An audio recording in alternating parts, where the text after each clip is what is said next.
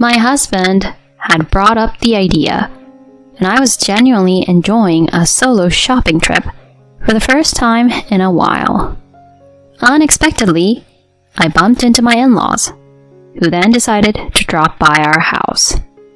They don't live close, so they were thrilled about the chance to see our daughter. On our way home, we excitedly shared photos of her. When I got back home sooner than anticipated, only my daughter was there. "I'm home." "Hold on, where's..." I had expected my husband to be home too, but he was nowhere to be found. Mandy was clueless about his whereabouts. Seriously? He left her by herself? This didn't add up. Nervous, I quickly called him. Shockingly, he flat out lied to me. "Right now, I'm at my parents' house with our daughter." In that split second, I decided. I was about to show my dishonest husband what trouble really looked like. My name's Rachel, 34 years old. In college, I majored in architecture, and now I'm employed at an architecture firm. Having a top-tier architect license means I earn a bit more than many others. This has led to a consistent increase in my annual income, likely surpassing many people around the same age. While I truly adore my profession, there's another motivator: my beloved family. At the moment, I live with my husband, Scott, and our daughter, Mandy. I met Scott 7 years ago, became pregnant shortly after our wedding 5 years ago, and welcomed our daughter the next year. Mandy's 4th birthday is just around the corner. Thankfully, she's been growing up healthy without any serious issues. With both Scott and me working full-time, Mandy attends daycare. From what her teacher mentions, she's befriended many kids and seems to be doing great socially. I go the extra mile in my job for the sake of my wonderful daughter and husband. On the other hand, Scott's job is at a manufacturing plant. However, I've caught wind that the plant's sales have taken a downturn. Just recently, he commented over a beer. "If things continue this way, they might cut me to save on labor." I was so taken aback that I choked on my coffee. Concealing my alarm, I asked, "What do you mean? Can they just lay you off out of the blue?" Rumors have been swirling for some time, and they've actually started letting some folks go. Now that you mention it, I guess your paychecks have been lighter lately, huh? I'm actually thinking of picking up a part-time night job. So we should be good with bills. Hold on, a night job? Yeah, I've put in an application, and there's an interview lined up. My heart sank hearing this. He's already stretched thin. Adding nighttime work seems excessive. After a pause, I voiced, "You really don't need that night job." But with what I'm making now... My company is on the upswing, and our profits are climbing. Financially, we're solid. You sure? Absolutely. I'd hate for you to burn out. Rachel. Okay, I'll lean on you for this one. We settled on him sticking with the plant job for the foreseeable future. I've kept it from him, But in reality, we could live comfortably on just my earnings. Bringing that up might hurt his ego. My last intention is to upset him. I only wish for him to have a stress-free job. Since our talk, he doesn't seem as downcast. In fact, he appears more upbeat. His frequent smiles warm my heart. It looks like he's less burdened about his job. That's a relief. With my steady income rise, financial concerns are off our plate. Above all, the happiness of our family is paramount. With that mindset, I've been grinding away. Yet, back then, I had no inkling that my leniency regarding his job would later come back to bite. Fast forward a month. After wrapping up at work, I picked up Mandy from daycare like always and headed home. Usually, Scott will be back by the time I start dinner. But he was notably late that day. Over dinner, Mandy wondered aloud. "Mom, why is Dad taking so long?" "I don't know," I answered, glancing at my phone. No texts from him.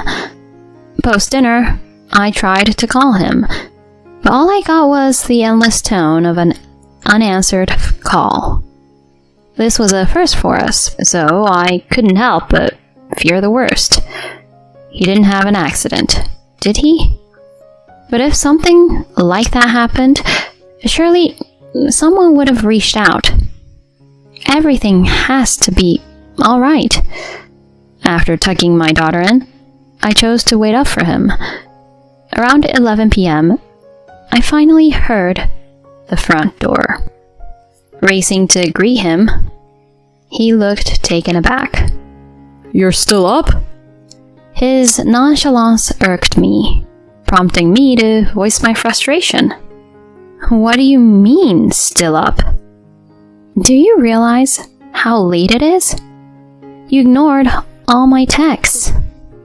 Do you have any idea how worried I was?" "Oh, my bad. I got roped into some unexpected overtime and didn't check my phone." "Overtime? Would a quick text have been too much to ask? Just to let me know you'd be late?" "That's why I'm saying sorry. I promise I'll be more considerate next time. Alright?" Seriously? After all my worrying? I'm going to bed. I sighed, turned, and made my way to the bedroom. Instead of a genuine apology, all I heard was a heavy sigh behind me. Come morning, though I tried to keep things normal for Mandy, he was visibly grouchy. "Daddy? You got in late last night. You okay?" She attempted to chat him up a few times, but he ignored her. "Daddy, are you listening? Hey, Daddy! Mom and I were really worried about you. Can you not hear my voice anymore?" Watching her verge on tears from his cold shoulder, I had to bite back my anger and comforted her. "Oh, sweetie, I'm sorry. Daddy had a late work night and he's just exhausted." "Was he at work?" "Yes. He was working hard for both of us. We'll chat with him later, okay?" "All right. Sorry, Daddy, and thanks for always working so hard." She shot him a heartfelt smile, but he remained stone-faced. No matter how hard she tried, he was short with her. His childlike sulking was puzzling more than infuriating. I resolved to have him reconnect with her that evening. But starting from that day, his routine shifted to consistently coming home past midnight. Sure, he'd inform me of his late hours, but overtime was a rarity for him before. It felt off.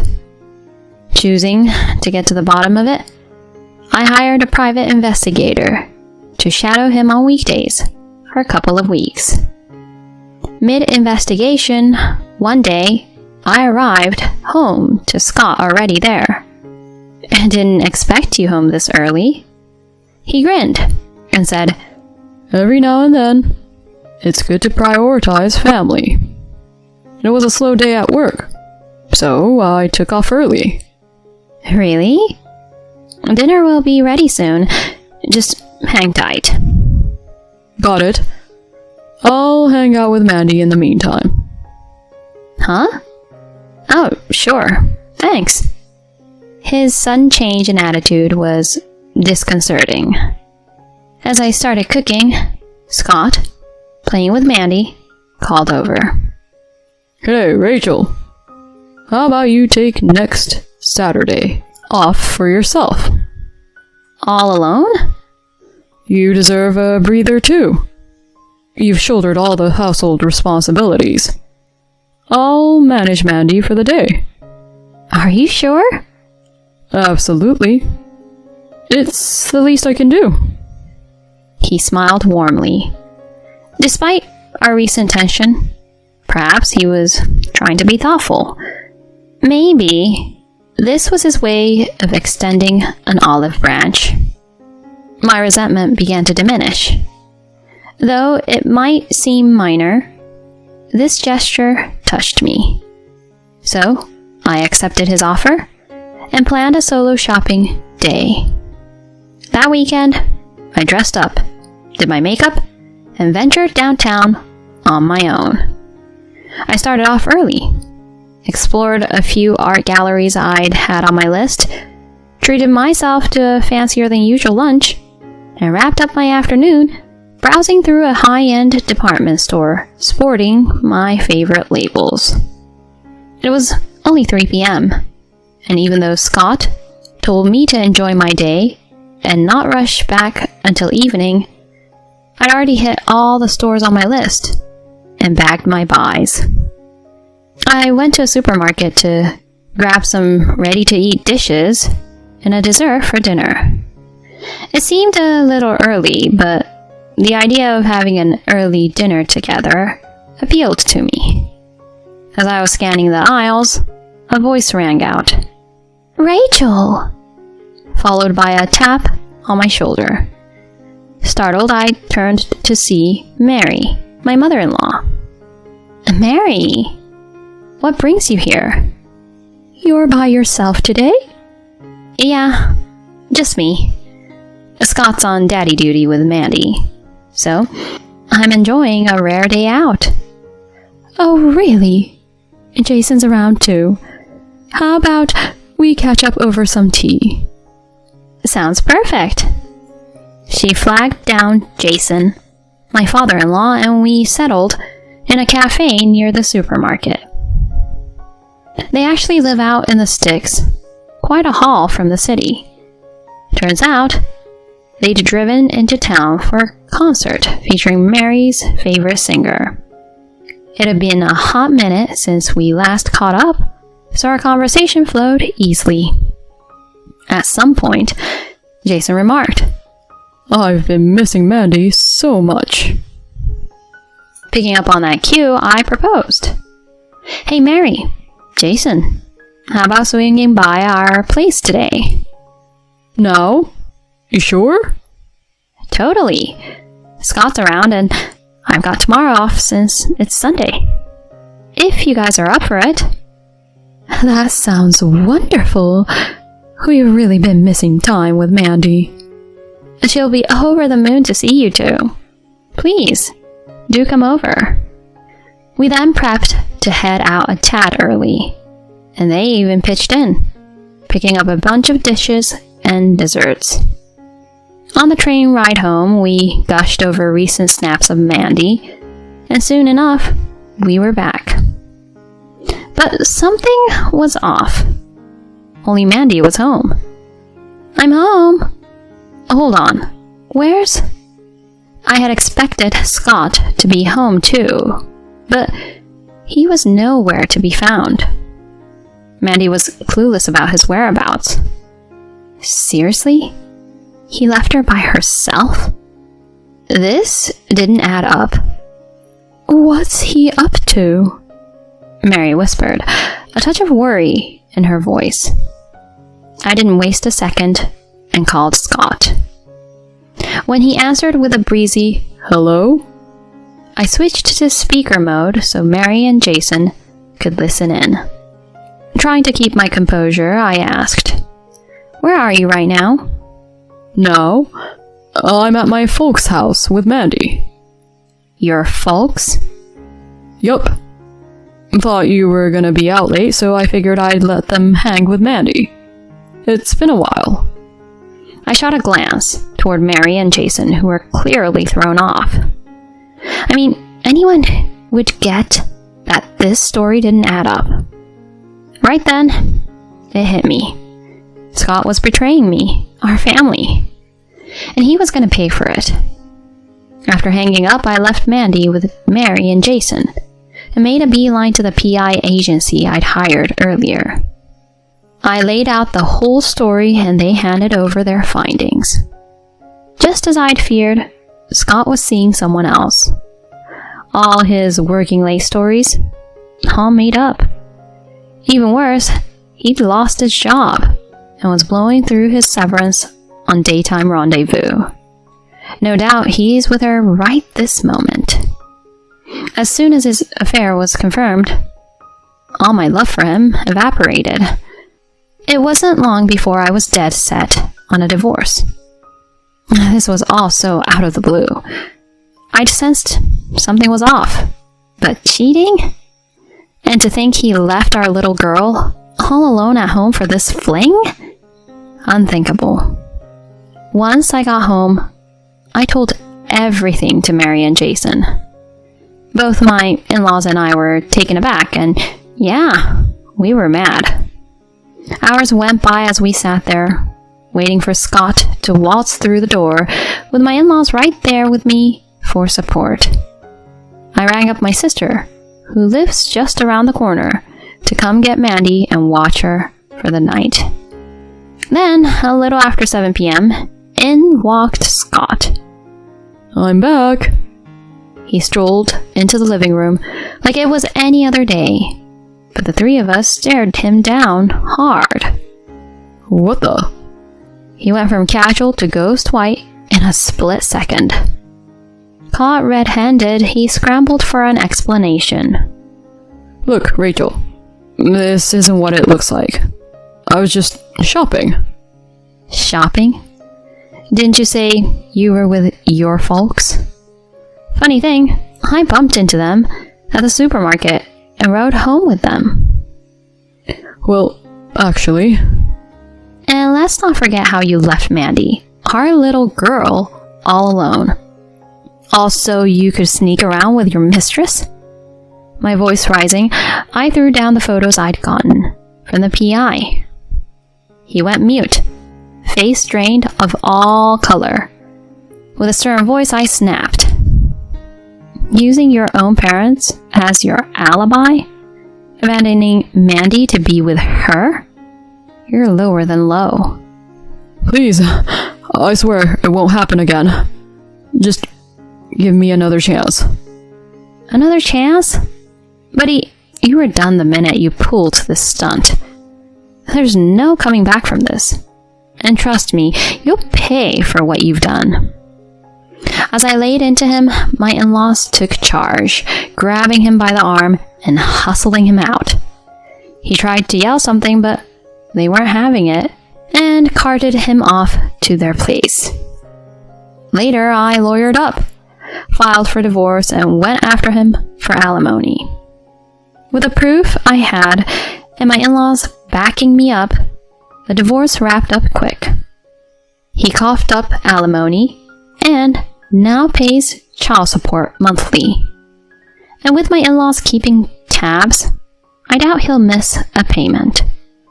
From what Mary's told me, he's now bouncing between odd jobs and trying to land steady work. Frankly, I hope he's got it tough with them watching his every move. As for me and Mandy, we started fresh. I kept it simple when I told her we'd be on our own from now on, and she got it. She didn't need a lot of words. Even for her age, she's wise beyond her years. It stings, knowing she's had to deal with all this, but I'm just so thankful she's rolled with the punches. Our new normal might come with its own set of challenges, but I'm determined to stay strong with Mandy by my side and never second guess my choice.